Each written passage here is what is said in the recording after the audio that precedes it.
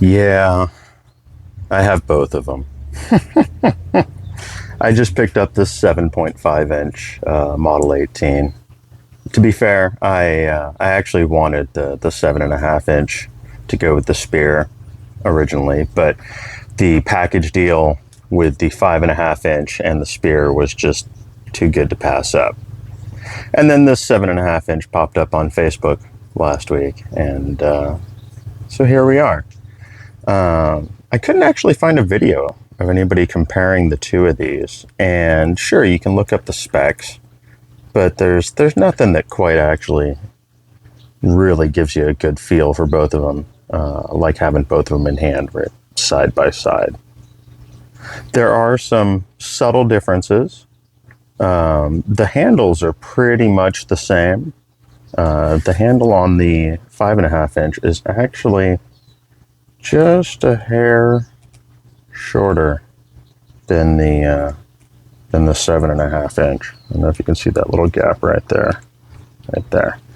But that could just be down to, these are custom built, handmade knives. So there's going to be a little variation in the length of the tubing over the years. I don't even know what the date differences really are between these two.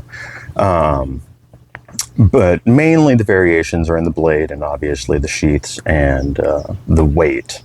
You've got about 25 ounces for the 7.5 inch in the sheath, 19 ounces for the 5.5 in the sheath, which is a somewhat significant difference when you're carrying it on your hip. In a pack, it might not be as noticeable. And it is, pull these out of the sheaths now, set those off to the side. It is about 13 ounces for the 5.5 inch versus about 16 ounces for the 7.5 inch. You can see it's not just a length difference. They actually kind of just scaled the blade down a little bit too in all dimensions, except for thickness. Thickness is still 1/4 inch. But the height of the blade, or the width of the blade, is slightly different. I should have measured, but I'd say it's probably, wind up on the camera, probably a good 1/4 inch less in the blade height category. The balance is significantly different. The 7.5 inch has got a pretty good feel to do some light chopping with, whereas the 5.5 inch is handle heavy. It's a lot more nimble. It'd be more useful for like around the camp, just light utility tasks.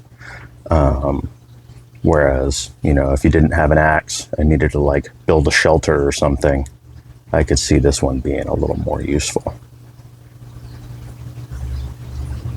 I think that was the main differences I wanted to point out.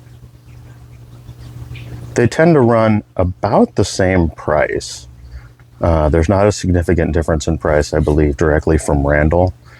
And on the secondary market, they tend to go for right around $1,000, somewhere around there. They're pretty significantly cheaper from Randall. I believe they're about $600 from Randall, a little under that, but you're going to be waiting 7 years.